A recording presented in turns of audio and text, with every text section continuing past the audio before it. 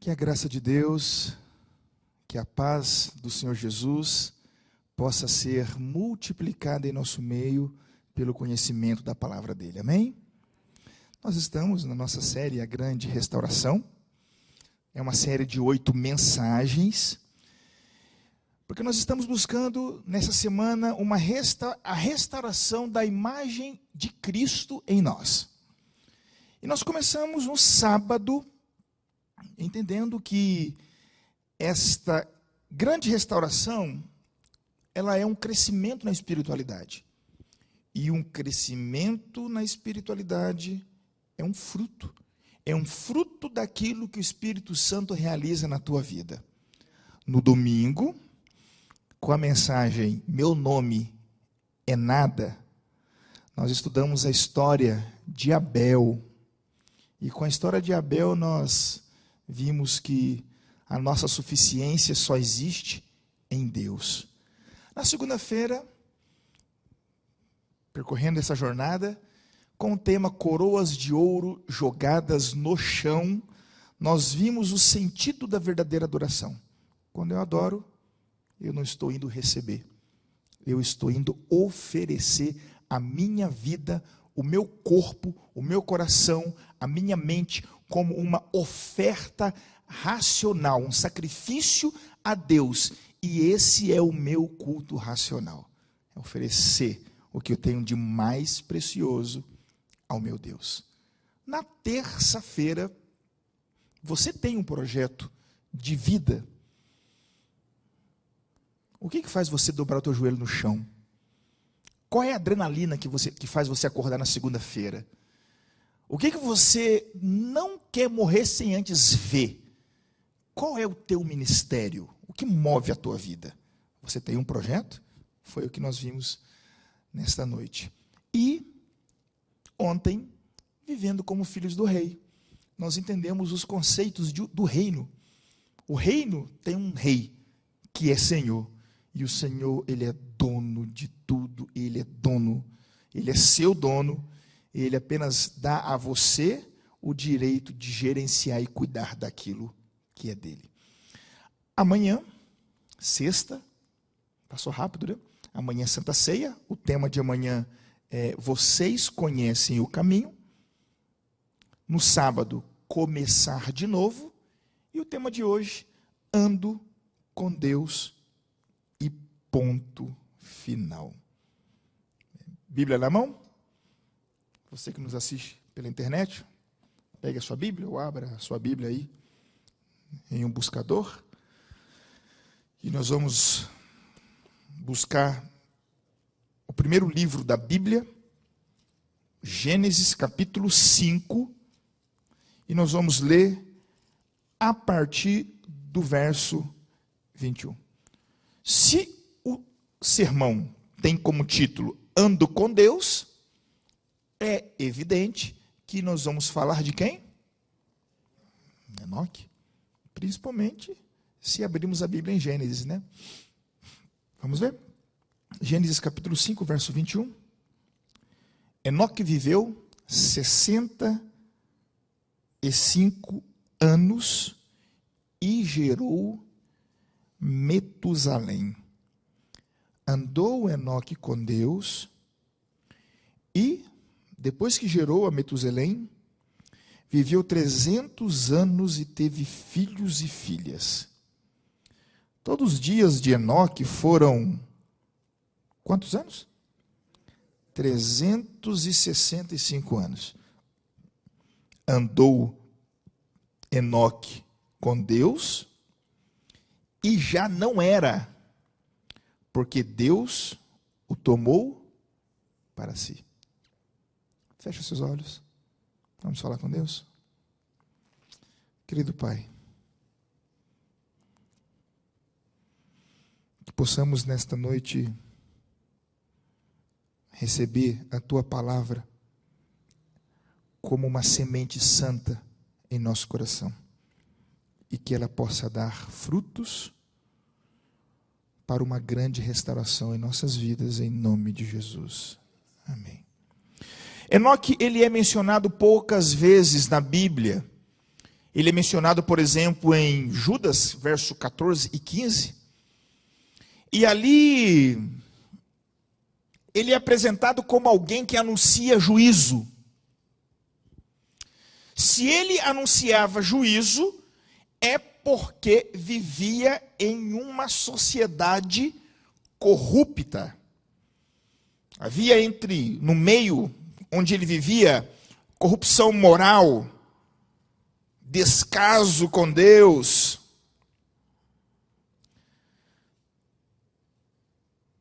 Enoque andava na contramão de seu tempo. E se você deseja experimentar uma grande restauração na tua vida, diga amém. Se você deseja experimentar uma grande restauração em sua vida, você tem que andar na contramão do seu tempo. E Enoque é prova disso. Enoque também é citado em Hebreus 11, verso 5 e 6, como aquele que Deus tomou para si, para que ele não experimentasse a morte. Enoque agradou a Deus. Enoque andou com Deus. Isso significa que Enoque, ele, de acordo com o contexto de Hebreus 11, ele viveu pela fé. E o autor de Hebreus, o apóstolo Paulo, é o que nós cremos, ele arremata dizendo que sem fé é impossível agradar a quem? Porque para você buscar a Deus, você tem que crer que Ele existe, de que Ele recompensa aqueles que o buscam. Eu poderia talvez mudar a capa dessa mensagem, em vez de ando com Deus e ponto final. Daqui a pouco vocês vão entender o motivo do ponto final. Mas eu poderia colocar como título, andar na contramão de seu tempo. Seria um bom título, não seria? Ou, viver pela fé. Seria um bom título.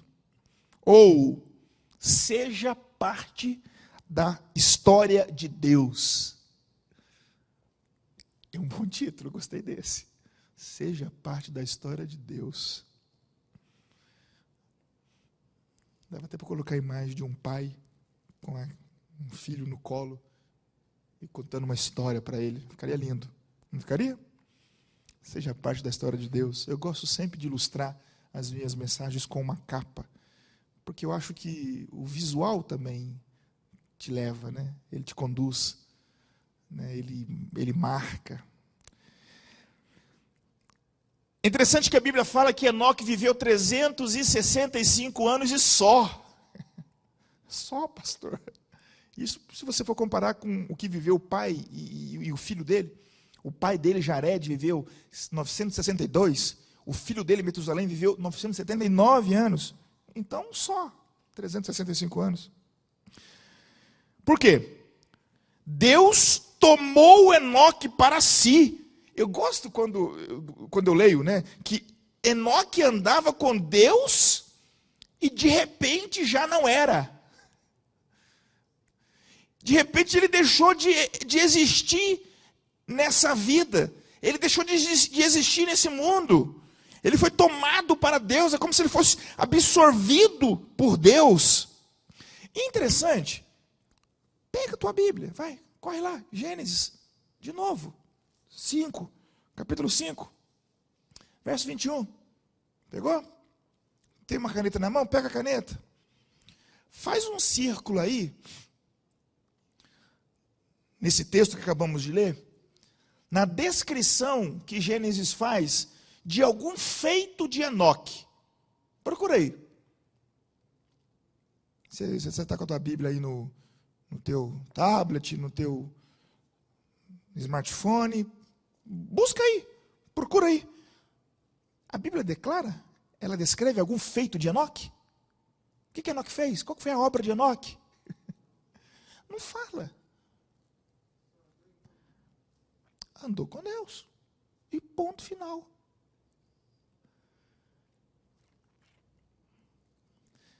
Eu disse, não sei se foi ontem, ou se foi quarta, não sei se vocês lembram, mas eu disse que a Bíblia não dá ponto sem nó. Vocês lembram o que eu disse? Se o texto não descreve, gente, pelo amor de Deus, vamos pensar comigo aqui. Nós estamos falando de um homem que foi para o céu. Ele, juntamente com Elias, foram os únicos que não experimentaram a morte. Ou eu estou enganado? Não é isso? Teve Moisés, mas Moisés morreu, né? Vem cá. Se é um homem que não experimentou a morte, o Senhor, tem alguma coisa errada na Bíblia. Era para a Bíblia falar o que ele fez. Era para a Bíblia descrever os feitos desse homem. Porque, afinal de contas, foi o primeiro que não experimentou a morte. Mas a Bíblia não declara. Só diz que ele andou com Deus e o quê? Ponto final. Sabe, gente, numa sociedade como a nossa, em que nós somos avaliados pela nossa performance, não é assim? Eu sou avaliado por aquilo que eu produzo. Você é avaliado por aquilo que você produz. Você é avaliado pelos teus feitos. Sobre Enoque, nada se pode dizer a respeito do que ele fez. Apenas que ele andou com Deus e Deus o tomou para si.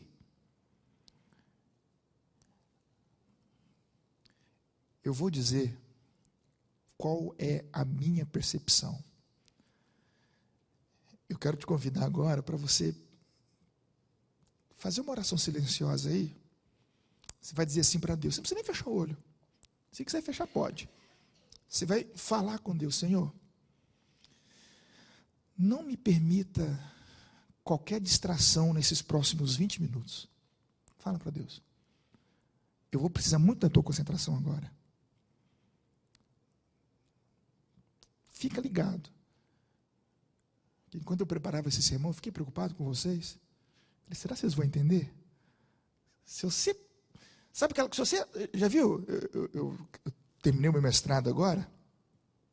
E a minha turma de mestrado tinha 98, mas tem mais os 20, 115 alunos, inclusive o pastor Wallace, que vocês conhecem muito pouco. Ele estava na nossa... Nós somos da mesma turma. E numa turma com tantos alunos, às vezes o professor estava falando uma coisa, o cara dava uma cochilada, aí ele acordava assim no meio da fala do professor, aí ele questionava. Tá, mas como é que você questiona se você estava dormindo?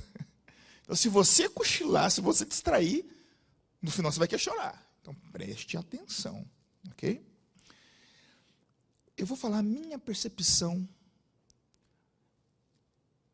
porque a Bíblia não descreve os feitos de Enoque.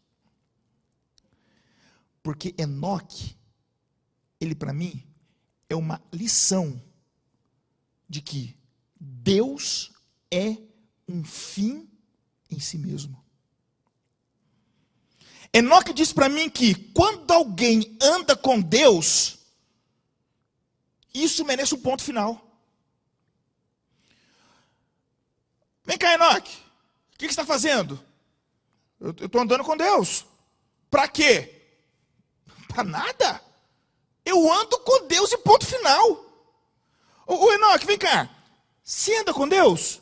Sim. A minha vida é isso. E o que você espera receber de Deus? Nada.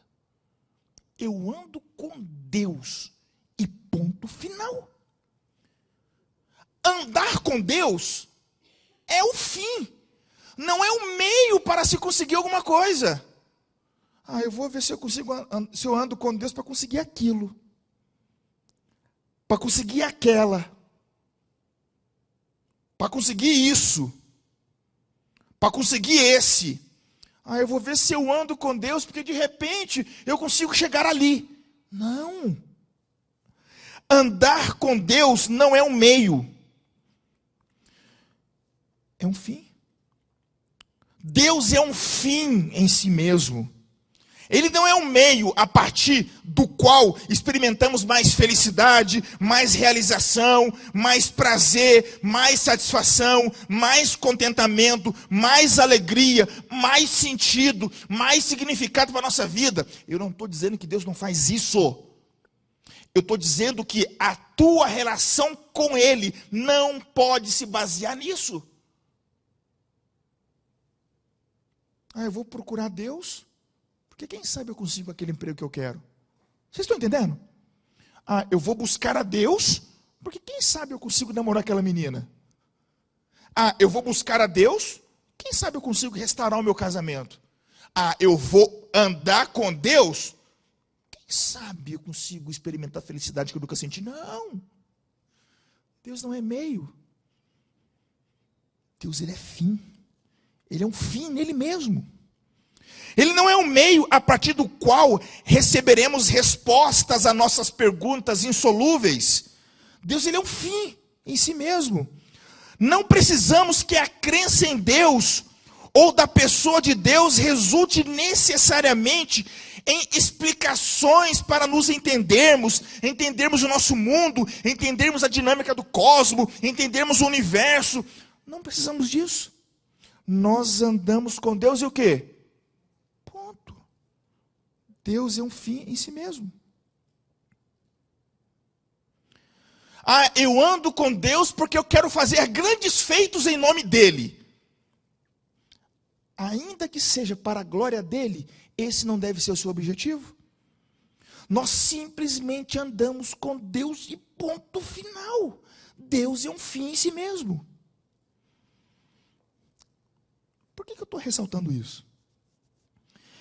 Quando Deus, e você que está assistindo aqui pela internet, preste atenção, e vocês também, quando Deus deixa de ser um fim em si mesmo, quando em relação a Ele nós nutrimos expectativas, as mais legítimas que sejam, quando passamos a nutrir esperança, quando passamos a nutrir explicações, quando passamos a nutrir sonhos, realizações, ainda que seja pela glória de Deus, Deus acaba se tornando um meio, Ele acaba se tornando um ídolo. Deus é um fim, Ele não é um meio. Ele não é um meio para chegarmos em um lugar algum, porque Ele é o lugar onde devemos chegar. Tá, pastor, mas quando eu ando com Deus, eu não vou chegar no céu? Gente, salvação, vida eterna, mansões celestiais, já está inserido em Deus. Se você tem Deus, você já tem o quê? A vida eterna. Se você tem Deus, se você anda com Deus, onde você inevitavelmente vai chegar? Nas mansões celestiais. Ou seja, Deus, agora, quando eu falo que Ele não é um fim, eu estou falando numa perspectiva terrena. Vocês estão entendendo? Eu não estou falando numa perspectiva espiritual, numa terrena. Ele não pode ser o meio para eu chegar ali, para eu conquistar isso, para eu alcançar aquilo. Não, Ele deve ser o lugar. Eu cheguei, eu tenho Deus, eu ando com Deus, ponto final. Não há mais nada, e não há mais lugar algum para onde eu possa ir, porque Deus é o objetivo final da minha vida, é o que eu quero e ponto final, é Ele, é Deus. O que diz João 17,3? A vida eterna é esta, que te conheçam, a ti só, por único Deus verdadeiro, e a Jesus Cristo a quem enviaste. E o que Deus espera de nós? Nada, gente. Nessa concepção de Enoque, o que Deus espera da Igreja Central de Uberlândia? Que ela se alegra, que a Igreja Central de Uberlândia se alegre nele. Mas pastor, como assim? Você está dizendo que então que Deus não quer que essa Igreja Central de Uberlândia se levante como um grande testemunho em Uberlândia, no Triângulo Mineiro e no Brasil? Gente, se a Igreja Central de Uberlândia fizer isso, vai ser por causa de quem? De Deus. Aí ele vai dizer assim para a igreja central, ô Central de Uberlândia, eu vou fazer com que vocês façam isso. Eu não dependo de vocês. Eu sei o que estou fazendo, com quem estou fazendo, quando estou fazendo, por que estou fazendo, como estou fazendo, para que estou fazendo, para quem estão fazendo. Agora, vocês, eu só espero que andem comigo. Do resto, deixe que eu faço. Sabe por que eu estou dizendo tudo isso, gente? Às vezes, nós vendemos a imagem de que Deus é aquele senhor velhinho de cabelos brancos, que está implorando por você. Ô filho, me ajuda. Ô Central de Uberlândia, me ajude a terminar a obra aqui nessa cidade. Ô Central de Uberlândia, eu estou tanto precisando do teu dinheiro. Devolve meu dízimo, por favor. Se você não der a oferta, eu não vou terminar a obra. Aí está lá Deus implorando para você. Eu não vou conseguir fazer nada sem essa igreja. Eu preciso de vocês para terminar a obra. Deus não é um Senhor implorando ajuda. Com ou sem, Ele vai cumprir o propósito dele. O que Ele espera de nós? Que andemos com Ele e ponto final. Lembra da mensagem de sábado? O que é a genuína espiritualidade? É fruto. Se você cuida da terra, se você rega o solo, se você aduba, se você cuida direitinho da plantinha, o que vai acontecer com o fruto? Você tem que brigar para ela produzir o fruto? É espontâneo, é natural. Ou seja, se você anda com Deus, o que você vai realizar por Ele? Grandes coisas. Mas esse não é o foco. Não é por isso que eu estou andando com Ele. Eu estou andando com Ele porque eu me alegro nele, ponto final. O fruto, Ele vai vir. Só isso, pastor? Isso tudo. Você tem que dizer assim: eu tenho o prazer e o privilégio e a graça de crer em Deus. E o que mais que você quer? Você não vai querer um carro? Você não vai querer a cura para a doença? Você não vai querer a cura para a doença incurável da tua filha? Você não vai querer que ele tire o tumor do seu corpo? Você não vai querer uma esposa? Você não vai querer o marido? O problema, gente, é que a gente chega a Deus com a expectativa de que Ele nos dê algo, de que Ele nos leve a algum lugar. E quando a gente chega a Deus com a expectativa de que Ele ainda nos leve a um outro lugar, esse outro lugar se torna Deus, e o Deus se torna um ídolo, para te levar para esse lugar. E aqui se estabelece 2 paradigmas de vivência com Deus. Primeiro paradigma, são aqueles que dizem, esse é Enoque, né? Seja feita a tua vontade. O segundo grupo é aqueles que dizem, ó Deus, realiza a minha vontade. Esse segundo grupo é o grupo do se então. Esse segundo grupo do faça a minha vontade é o grupo do se então. É o grupo do quê? Eu não ouvi. É o grupo do quê? Se então. Eu vou explicar. Esse grupo representa uma fé oportunista, uma fé pragmática, uma fé utilitarista, uma fé que tenta instrumentalizar Deus a sua vontade, ao seu modo. É a fé que barganha com Deus, é a fé que negocia com Deus, é a fé que estabelece condições para que Deus ocupe seu lugar, que é singular. E a oração do grupo C, então, é mais ou menos assim: se Deus estiver comigo, se Deus cuidar da minha viagem, se Deus me der comida e roupa, se Deus me levar com segurança para aquele lugar, se Deus me der uma esposa, se Deus me der um apartamento, se Deus me curar, então Ele vai ser o meu Deus. Se, então.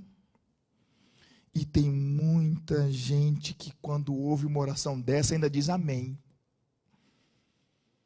Ah, se Deus curar minha filha, então eu vou honrar o nome dele. Amém, amém. Se, então. Se Deus responder a minha oração, então Ele será meu Deus. Se Deus fizer o que eu espero que Ele faça, então Ele será meu Deus. Se, então. Ô irmão, por que você está vivendo uma crise na tua fé? Porque Deus não fez isso. Deus não fez aquilo. Deus não funcionou como eu esperava. Deus não me deu as respostas que eu estava procurando. Deus não me livrou do meu espinho da carne. Deus não mudou o meu marido, aquele traste do meu marido. Deus não evitou meu divórcio. Se, então. Mas tem um segundo grupo. Louvado seja Deus que não existe só o se, então. Amém? Tomara que ao descrever esse segundo grupo, eu esteja escrevendo você.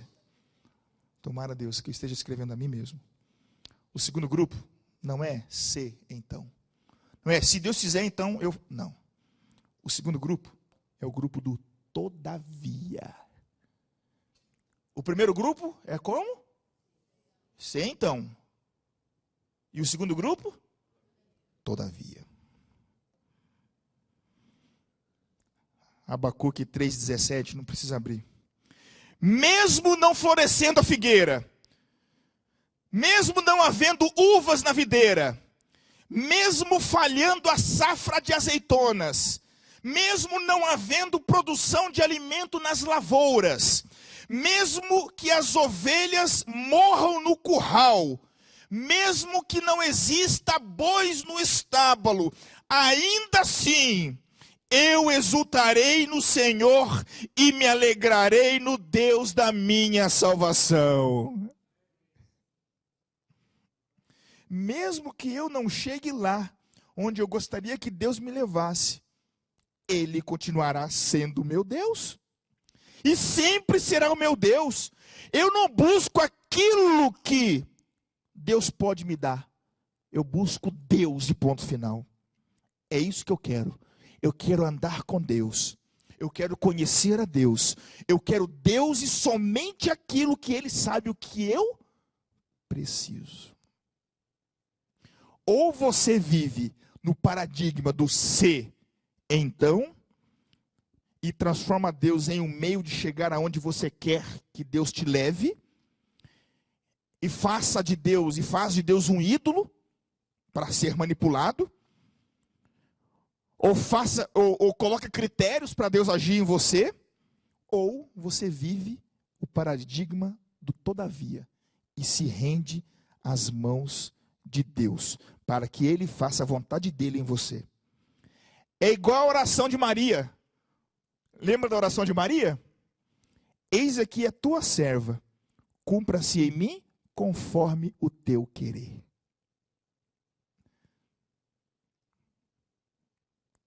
Calma.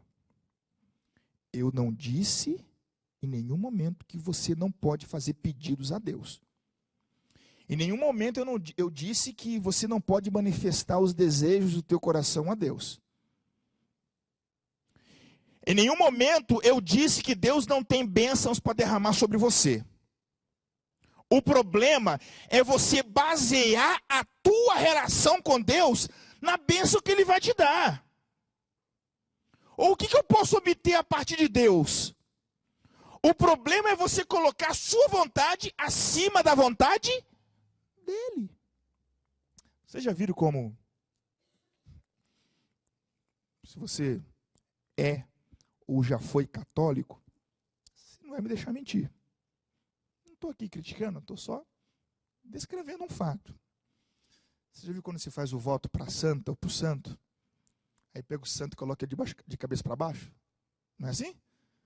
Ó, santo, se você não me arrumar um homem ou uma mulher, que eu estou doido para casar, você vai continuar de cabeça para baixo.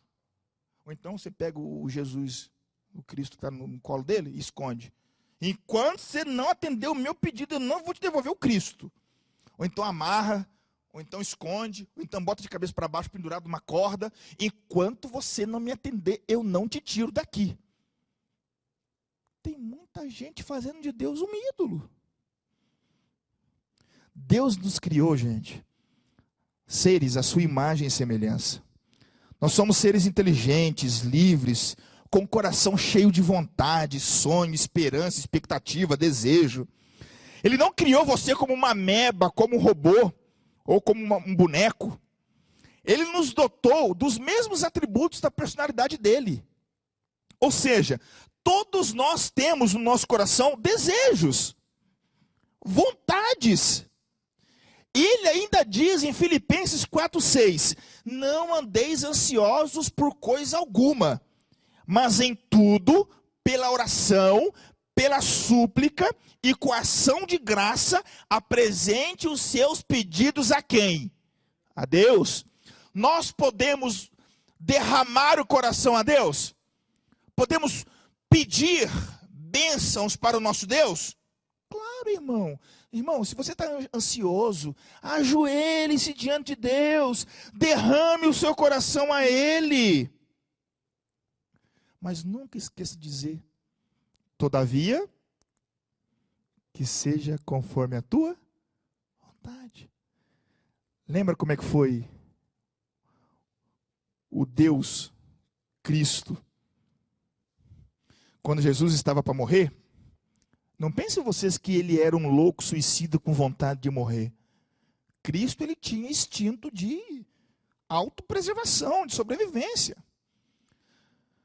Ele não estava indo para a cruz, ai que benção, agora eu vou morrer. Claro que não. Ele sabia que precisava morrer, ele sabia que a tua salvação dependia da morte dele. Agora, o homem Jesus, ele não queria sofrer, mas ele sabia que era preciso. Era desejo dele morrer? Era desejo dele botar um espinho na cabeça? Ser todo flagelado? Ser moído? Não era. Tanto que não era que ele disse para Deus que não era. Ele disse assim para Deus, ó Senhor, se você quiser depois conferir, está em Mateus 26, verso 38. Eu vou parafrasear. Ele disse assim, ó, Senhor, a minha alma está profundamente triste. Ele estava indo morrer por você. Ele estava feliz? Estava triste. Por quê? Ele tinha acabado de absorver todos os pecados da humanidade.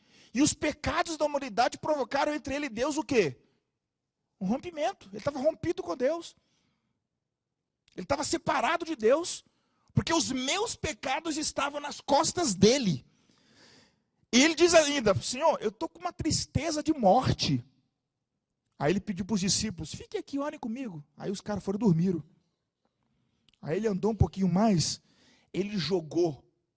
Lembra que eu falei para vocês, na quarta, que prostrar é colocar o rosto no chão?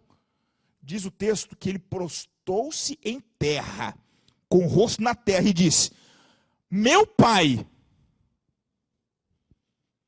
pelo amor de Deus, não, pelo amor do Senhor, pai, se der, eu não quero morrer. Passe de mim o quê?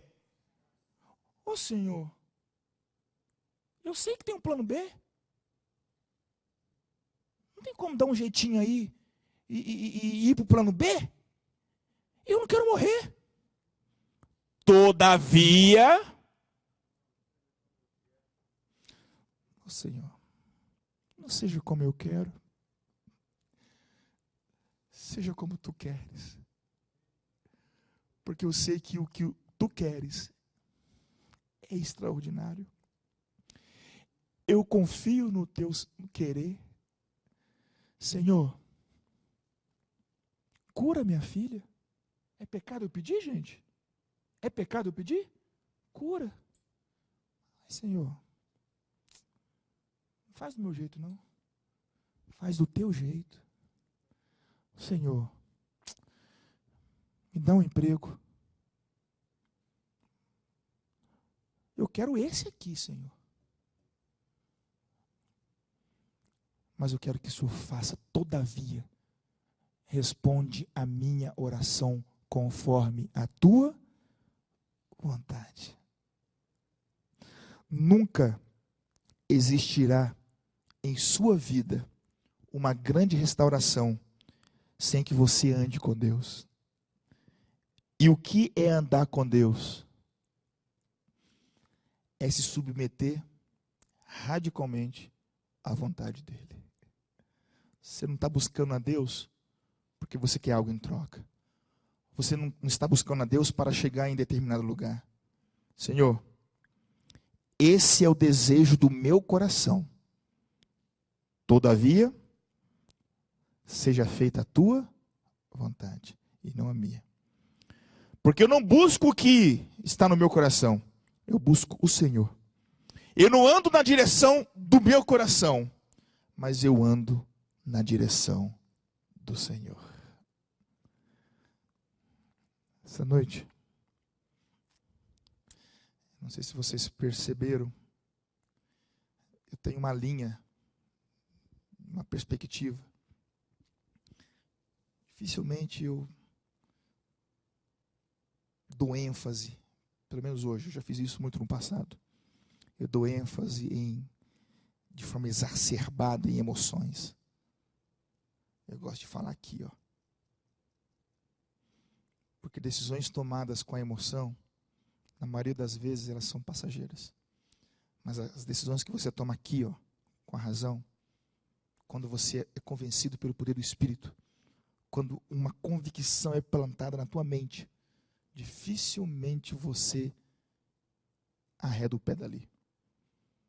Por isso, eu quero fazer um apelo para você. Não as tuas emoções, não o teu coração, mas a tua mente, a tua razão. Quero te perguntar, você deseja, a partir de hoje, andar com Deus? Para quê? Para alcançar o quê? Para obter o quê? Para conquistar o quê? Para ser o quê? Para receber que bênção? Qual que é a resposta de vocês? Eu quero andar com Deus e o quê? Ponto final. Foi mais ou menos isso que Deus disse para Paulo, lembra? Oh, Senhor! Paulo! Deus é tão maravilhoso que Ele aceita até as tuas fraquezas. Oh, Senhor! Arranque esse espinho da carne. Isso está me incomodando, está me matando. Não sei se Paulo falou alguma palavra feia. Não sei. O trem está feio, Senhor. Arranque esse trem de mim. Paulo. Ô Paulo. Cala a boca, Paulo. Que isso, Senhor? Paulo. Você anda comigo? Eu ando, Senhor. Você tem a minha graça? Eu tenho, Senhor. A minha graça te basta. Você está andando com Deus? Ponto final. Isso já é o suficiente. Ah, pastor, mas eu quero fazer grandes coisas para Deus. Que bênção! É para a glória dele? É, pastor. Ele vai te usar. Você tem que fazer a tua parte? Claro que tem. Tem que buscar, entender, ler sobre os dons, descobrir os seus dons, transformar em um ministério. Mas Ele vai fazer em você. Fique em pé. Me permite orar por você nesse momento.